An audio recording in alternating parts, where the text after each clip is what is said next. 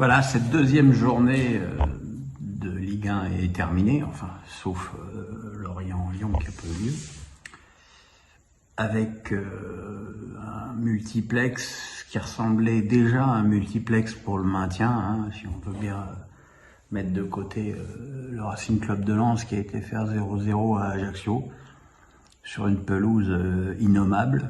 Alors je sais que la pelouse du stade François Coty a été refaite, mais qu'elle est victime d'un champignon, ce qui est assez fréquent en cette période de l'année et surtout en cette période de sécheresse. Mais évidemment ça nuit au spectacle. Et pour tout dire, avec un petit peu plus de précision, Lens aurait pu l'emporter. Parce qu'il faut bien admettre que Ajaccio n'a pas montré grand-chose.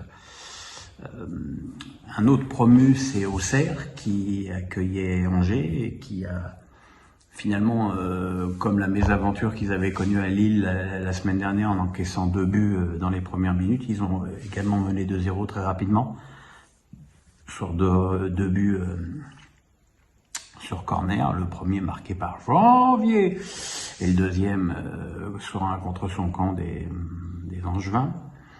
Mais la réduction du score de Diony a mis un coup aux Bourguignons, et puis bon, on voit bien qu'ils avaient démarré très très fort et que le physique a pas tenu pendant 90 minutes, et sur un très joli travail de Bouffal, Angers a réussi à égaliser.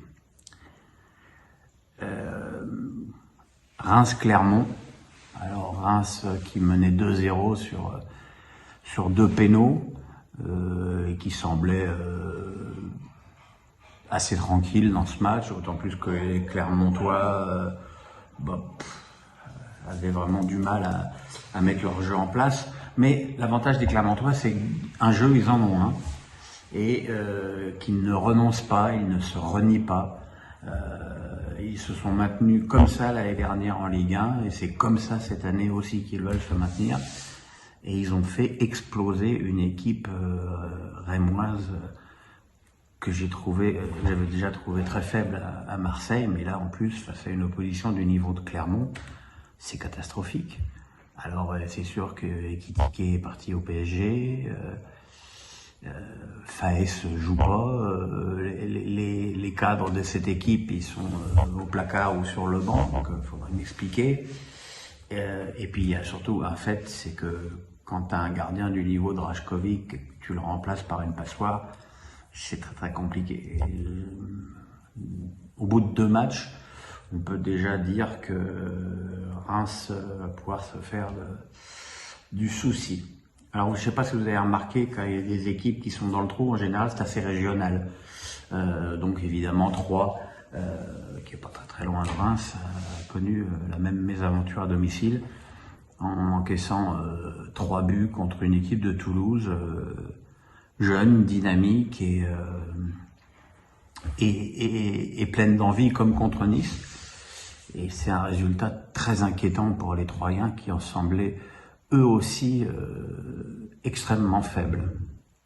Et puis à 17h, on a eu un match entre 2 équipes qui ont bien fini la saison dernière, Nice et Strasbourg. Et pour tout vous dire, ça a été un match extrêmement décevant, d'une faiblesse technique assez atterrante. Et la faute en incombe surtout à des Niçois qui ne montrent aucun progrès, que ce soit Vieira, Galtier ou Favre sur le banc. D'abord l'équipe, on a l'impression qu'elle change pas beaucoup. Et puis très franchement, avec ce que Nice présente comme effectif pour l'instant, le mercato n'est pas terminé, je vois pas Nice capable de jouer les premiers rôles dans ce championnat. Ils ont ouvert le score sur un penalty de Delors, sur une faute de Niamsi sur Gouiri, que je trouve pour ma part parfaitement indiscutable. J'ai vu des supporters strasbourgeois qui râlaient, mais si tu râles sur des pénaux comme ça, il faut changer des règles. Et puis Strasbourg a eu des belles occasions par Gamero, par Djikou, et a fini par égaliser sur un ballon magnifique de Thomasson pour Gamero qui a lobé Schmeichel. avec un résultat somme toute logique pour un match, encore une fois, très décevant.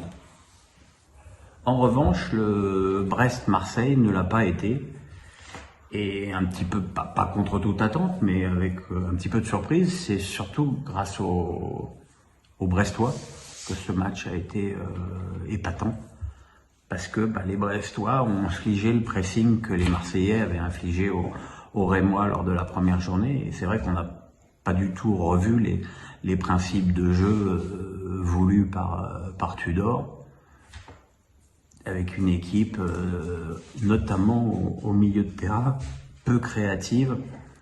C'est pour ça que je trouve quand même un petit peu bizarre de se priver de Payet, surtout pour faire jouer Milik, qui ce soir, à part mettre des coups de coude, n'a servi à rien.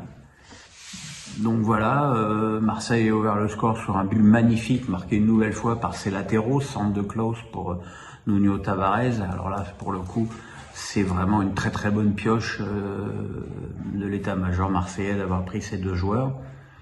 Mais sur l'ensemble de la partie, les Brestois ont dominé, ont eu plus d'occasions, ont beaucoup plus tiré et ont égalisé sur un corner et un mauvais renvoi de la tête, enfin un renvoi de la tête, je ne sais pas pourquoi je dis un mauvais, de Mbemba sur Lies Melou, qui à 20 mètres a ajusté une volée sublime. Lies Melou, c'est un joueur que j'ai toujours adoré, que j'ai toujours trouvé infiniment sous-coté, et qui, pour ses presque débuts, puis son deuxième match avec le Stade Brestois, a montré encore une fois toute sa qualité technique. Donc voilà, Marseille concède le match nul, Alexis Sanchez est rentré dans un contexte un peu compliqué parce que Marseille avait plus la balle et Marseille était mangé par le pressing brestois. Donc on va attendre un peu, on va faire comme avec tout le monde, on va attendre un petit peu pour le juger. Voilà, à demain pour Face à Pierrot les amis. Au dodo.